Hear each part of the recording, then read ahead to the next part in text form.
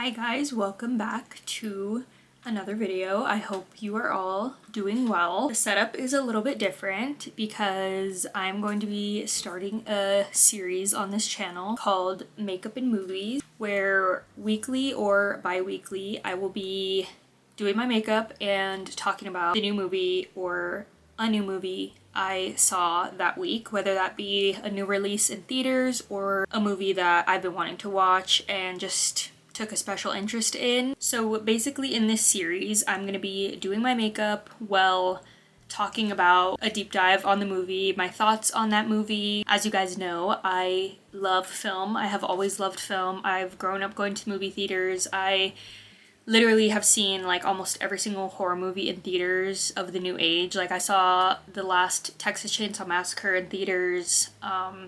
I've saw all the Conjuring movies in theaters. I've seen all the Insidious movies in theaters. I love horror movies. I took a break from watching horror movies for a while when my anxiety got bad just because I found that it exemplified it, but I'm back on my horror movie kick, and the month of May there is a lot of good horror movies. I'm pretty sure you guys have heard of this movie, but today we're going to be talking about the newly released called Obsession. I have it back here. I went and saw this movie last week and absolutely fell in love with it. Any bad critiques of that movie yet? And if you are wanting to go watch it, you definitely should, but I will say that there will be spoilers in this video. We are going to be talking about the entire movie from start to finish, what I loved about the movie, and I'm going to be doing like an introduction to who the director and creator is and stuff like that. So yeah, I'm really excited about this series. I'm gonna vamp up this background a little bit to be more like movie themed when I do these videos. So yeah, without further ado, let's get into the video.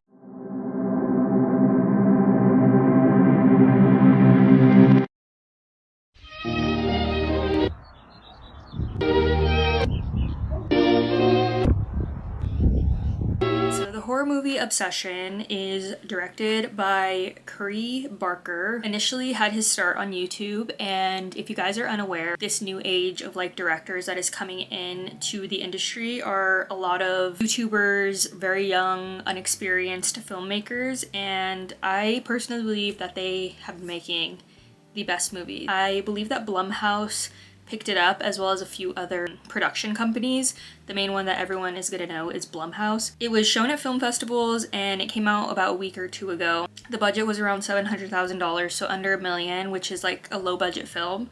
And as of right now when I'm filming this, it has surpassed over $80 million worldwide since being in the theater. Starting off with a little bit about the creator and director, Curry Barker. Like I said, on YouTube, he started making short films on YouTube, some being Enigma, The Chair, and Milk and Cereal. I actually haven't seen any of them yet, but after watching Obsession, I definitely am going to check into them and watch them. I know he mainly does comedy skits with one of his friends from film school who was in Obsession, and it's really funny, the pipeline from comedy sketches to horror and how well a lot of comedy people do entering the horror space. I feel like a lot of the best horror movies are made by people that previously did comedy. But he is 26 years old, which is crazy because that's like really close to my age, and when I see people doing like big stuff like this, it really inspires me to just follow and keep doing what I'm doing,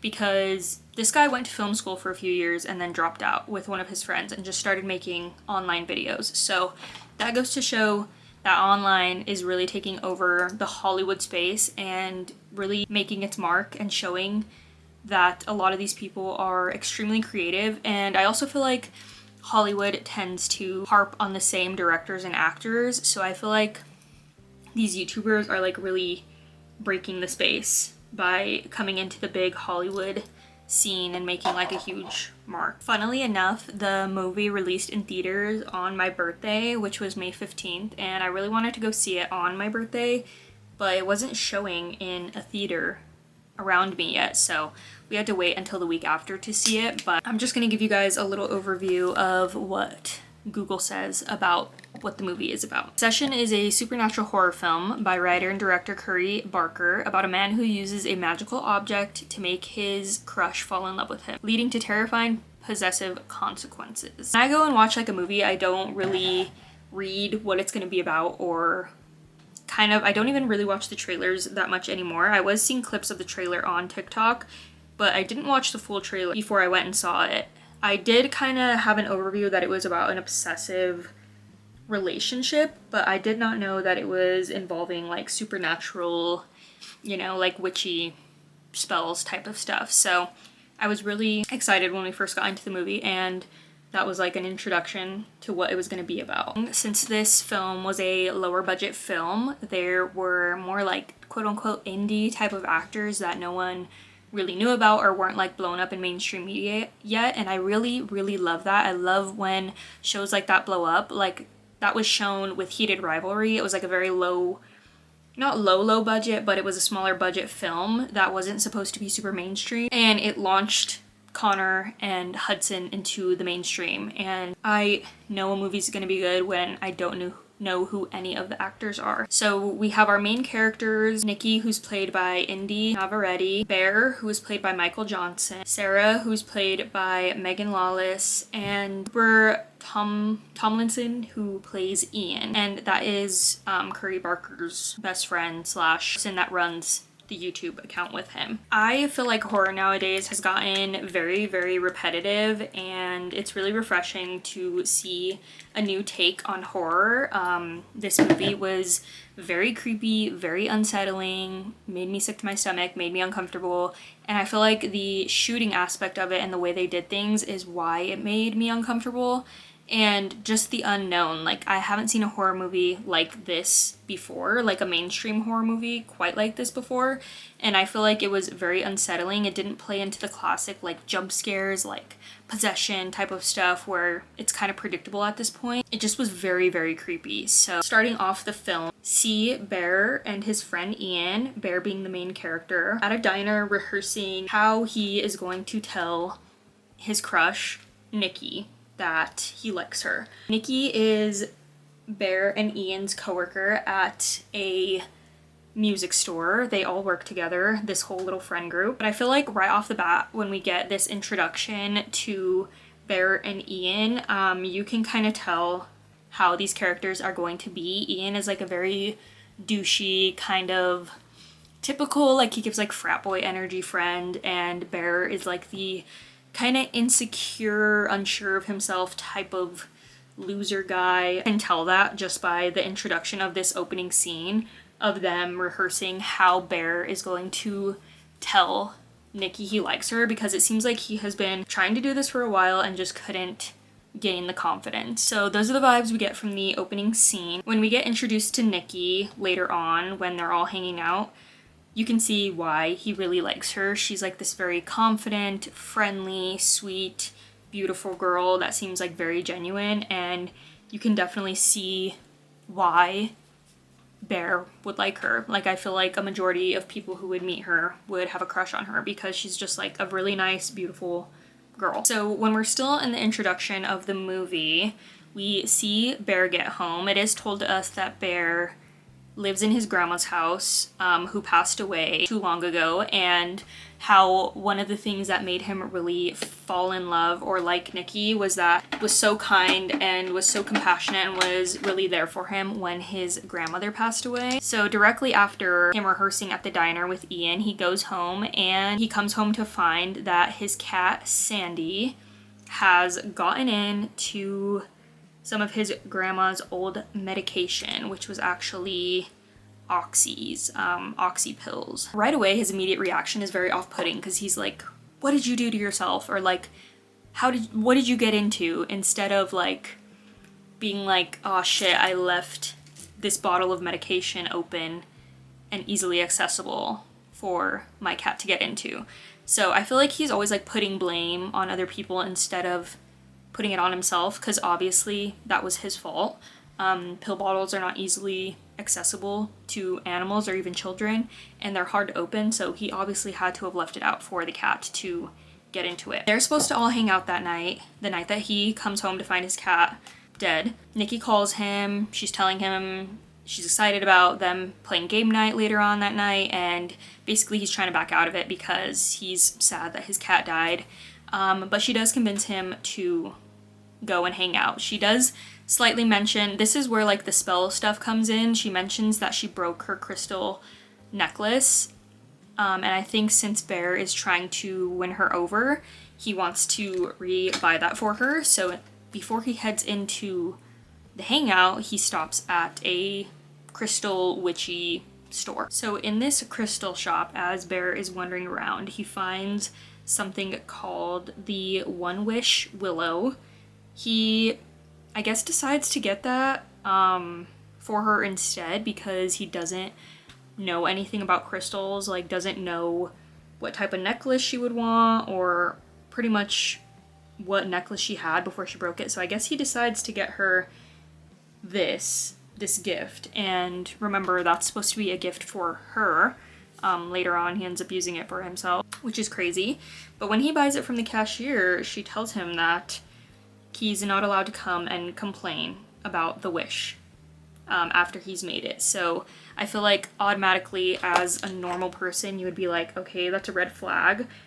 Why are people coming and complaining about this thing? But maybe for Bear, since he doesn't like technically believe in the magic aspect of it, he probably just thinks it's like a cool, you know, quirky, cute gift that he can give and that it doesn't actually work. So fast forwarding a little bit, and after the hangout, they go and do their, you know, game night or whatever at the bar, and Bear offers to take Nikki home, and I think he obviously thinks this is like the perfect time to profess his love to her. There's a comment made by one of their friends right before they leave about like them dating or whatever, and Nikki literally says, "Ew, gross, he's like a brother to me." So I feel like any normal person, it kind of just shows that like a persistent man isn't going to stop at that. Like, she obviously friend zoned him there. Like, she already said that she's not interested in him romantically, and I feel like he should have took that as a sign to be like, okay, she doesn't like me in that way, let's move on and we could just be friends. But of course that is not the way things go, because Bear is desperate. He's a desperate man. He's a desperate, pathetic man. And so things end up going horribly because he doesn't pick up on any of the signs that she has already given him. So basically when Bear is driving Nikki home, he's like anxiously trying to bring up, you know, the fact that he likes her, and I feel like obviously Nikki can pick up on it.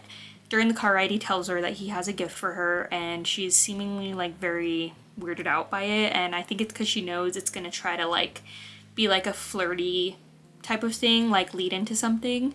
So she's uncomfortable, and he even says like, that was a weird reaction to me telling you I have a gift for you. But they get back to her house.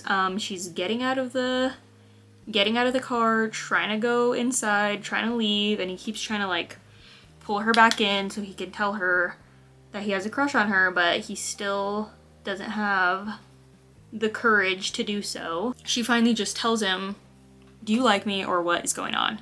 And I think it's more because she's like, okay, you're like not brave enough to do this on your own, like just tell me if you like me or not. And he backs out and says, "No, I think we're great friends." So she's like, okay, cool. And so she goes inside, and he's like, shit, why did I do that? So instead of giving her a gift, he uses it. He takes out the One Wish Willow, reads it.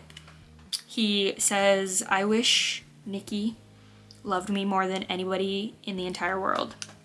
Snaps the One Wish Willow. There's like a slight pause in the scene, and then it pans over and you see her back at the car. And she, basically her whole like demeanor has changed. Like, she now seems like she's more flirtatious with Bear, and she like wants him to go inside to her place, and Bear is like seemingly confused and doesn't like register that the wish like worked. So he's kind of like a little weirded out, you know. He's like, why are you acting weird? Like, whatever. And on the spot, Nikki comes up with that her dad is dying of cancer, and that she wants to stay with Bear because she needs some sort of comfort. So Bear ends up taking her back to his house to stay the night, and obviously we can already see like such a big shift in her demeanor, and she's just not acting like the same person. But I feel like now at the beginning, like when she's first like transported into like a different mindset, like her true self kind of snaps back in some moments. Like they kiss when they're at his house, and she kind of like comes back to reality and is like very weirded out by like what she's doing. But it basically like she has no control over her body, and she's like this different possessed entity who's like obsessed with Bear, very obsessed with Bear.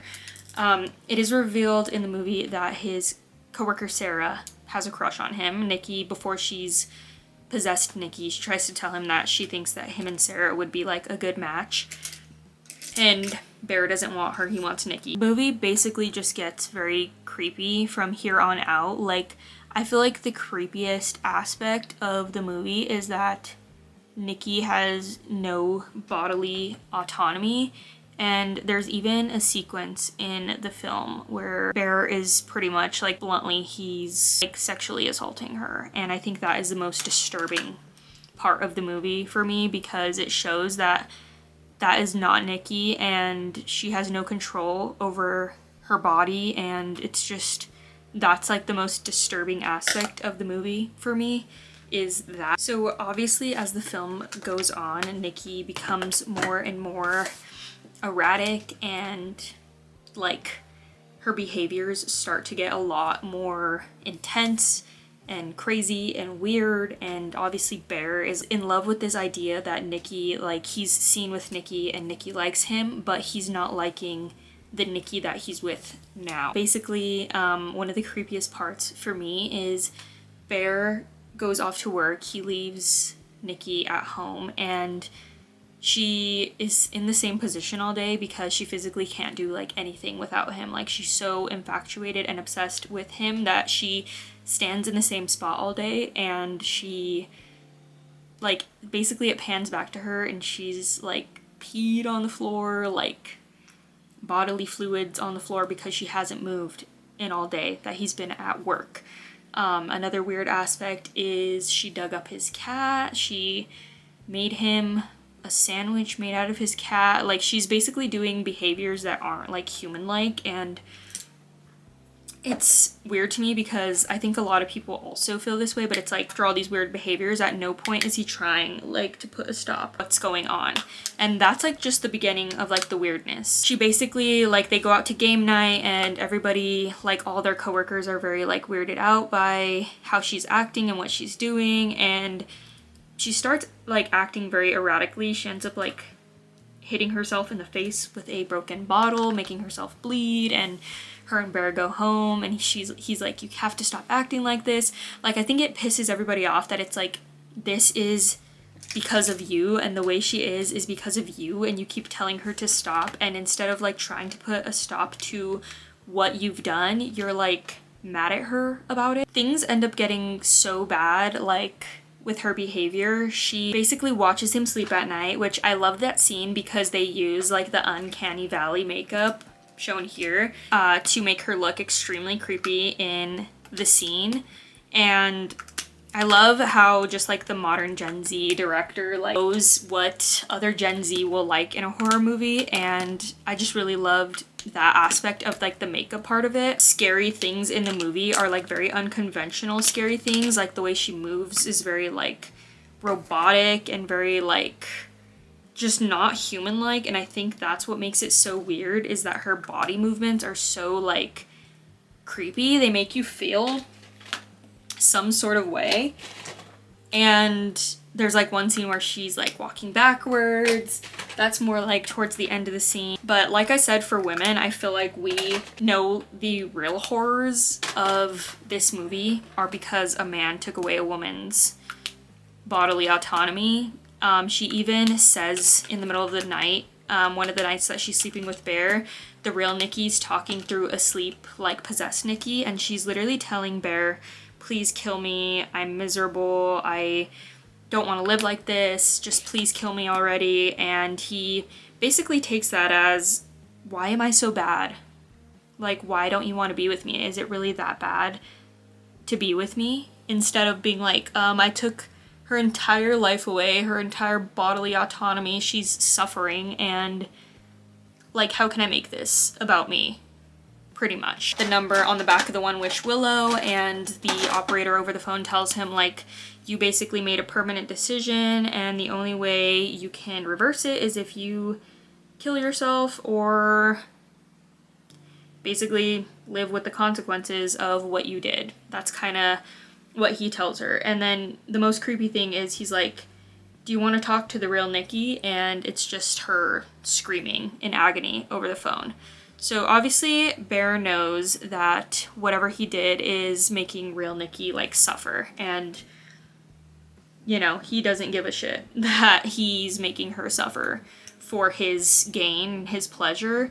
And even after everything goes wrong, like, he still, when he calls the One Wish Willow, he wants to alter his wish and not cancel it. He still wants the idea of Nikki. He just wants the real Nikki to be in love with him and not the, you know, crazy obsessed Nikki that he got. It's crazy because I think he already knew deep down in his heart that the real Nikki would never be with him. Things advance pretty quickly in the movie. There's this scene in the car where Bear sneaks out in the middle of the night to talk to Sarah, who is their other coworker, the girl that likes him.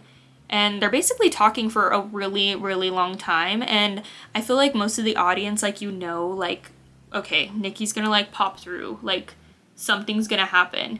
And I feel like in most other horror movies, like, the sequence leading up to a scary scene, like, is very short, so it's like a jump scare right away. But this scene literally dragged on, and it actually was a jump scare because Nikki, like, comes through the window, smashes through the window, and ends up killing Sarah with a brick. And that's where things just get insane. Like, we're heading towards the end of the movie, things get insane.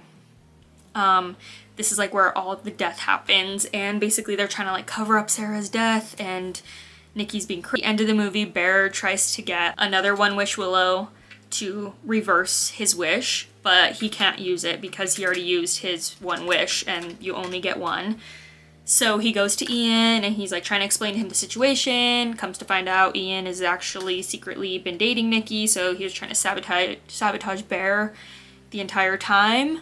But Ian doesn't believe that one wish, like, he thinks he's bullshitting pretty much, so he wishes for $1 billion, and it's actually kind of funny because $1 billion starts like falling through the ceiling, and that's just like a little comedy aspect of the movie. He ends up going back home to Nikki. We're at the end of the scene. He ends up locking himself in his bathroom, and he takes a bottle of pills to try to kill himself so that this whole nightmare is over with. He leaves the One Wish Willow out there with Nikki, the second one that he got. And it's so funny because Bear is portrayed like, you're not supposed to like Bear in this movie. He's supposed to be the bad guy. You're not supposed to like him. Weirdly enough, a lot of people like felt bad for him, but you are not supposed to like Bear in this movie. He's supposed to be the bad guy, the villain. So to try to kill himself, he takes the whole bottle of oxy pills, just like kind of bringing it back to the way his cat died at the beginning of the movie. But he takes the whole bottle and he immediately cowards out and tries to throw them back up. But when he's trying to do that, an alternate version of him snaps because possessed Nikki just used the One Wish Willow to wish that he was obsessed with her the way she is with him. So there's like this small sequence where he snaps out of it, goes out, they're like, you know, hugging on the couch, having this moment, and then because he didn't throw up the pills, he starts to foam at the mouth and die. And basically possessed Nikki's like really sad that Bear is dying. She's like, what did you do? What did you do? And as soon as Bear dies, she snaps back into real Nikki from the beginning of the movie, and just really sad because the end of the movie, there's no good ending. Like, both of their friends are dead.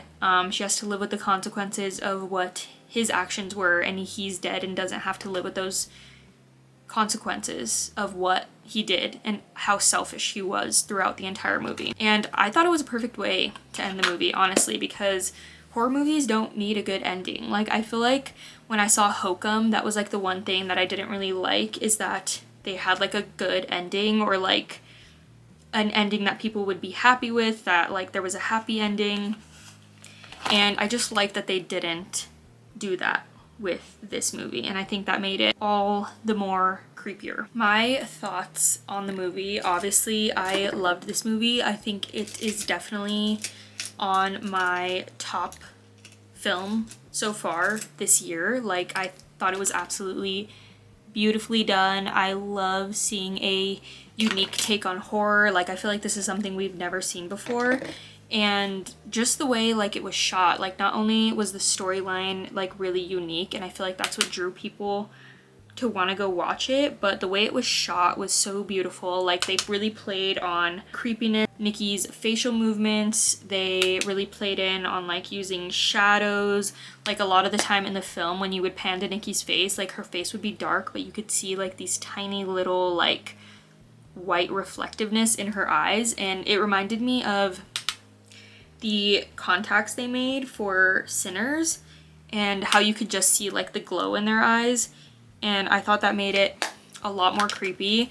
I thought the actors' performances were absolutely phenomenal. I wouldn't be surprised to see Indy Navarrete in like so many other horror films, and I don't just want to see her in horror, because I know a lot of people are claiming she's like the next Scream Queen, like, you know how Jenna Ortega was like put in as the next like Scream Queen. I feel like people are saying that now about Indy, but I feel like she has such a wide range of acting that I would love to see her really in any role. I thought she was absolutely amazing. I think this film was super well done and just one of my favorite films of the year. It's crazy. I usually don't get scared by stuff, but it was pretty gross, and it wasn't scary in the traditional way. Yeah, paranormal Yeah. effect, but it's fucking disturbing. Yeah, I feel like that's what made it a good movie, or like a new good movie, because you're like expecting jump scares, but there's not really a whole lot of them. They're just, the scenes are just gross. Like, they make you feel like a certain type of way. Yeah, you can't really predict what's happening. No. It's cool. Yeah, and I feel like there's been a lot of interpretations by different people about like what the film means, like especially like women and stuff, about like losing your bodily autonomy and stuff, kind of like that. And I thought it was a really good introduction to new horror. We're gonna go see Backrooms on Saturday, so that'll be my next video. We really hope that it surpasses our expectations, because I feel like this movie, like, everybody was so blown away by it that any horror movies after, I feel like the expectations are going to be kind of high. This movie, the Backrooms movie, is going to be produced by a 20-year-old. So that's very inspiring. Like, I feel like every time I see a young filmmaker, it's very inspiring to keep pursuing your passions. So we'll be back with the Backrooms review. Make sure to go see Obsessions if you haven't, because it's really good. Especially if you're our age. Yes. I think it hits harder. I do too. And I think they play, like, the music aspect plays into this generation. But anyways, 10 out of 10 movie. Go watch it if you haven't. And if you watched this and it was an entire video full of spoilers, I'm sorry, but I did warn you at the beginning. No, don't eat popcorn. Don't take your favorite food. You probably will vomit. And I actually did see that people were getting sick in the theaters. My friend actually went to go see it last night, and she told me that someone had to leave because they were having a panic attack. So it is a disturbing movie, but a very, very good one. And I think that's what you want in horror movies. So a very good movie. Definitely go watch it. But thank you guys so much for watching. Comment this emoji if you made it to the end. Make sure to like, comment, and subscribe. And I will see you in the next video. Bye!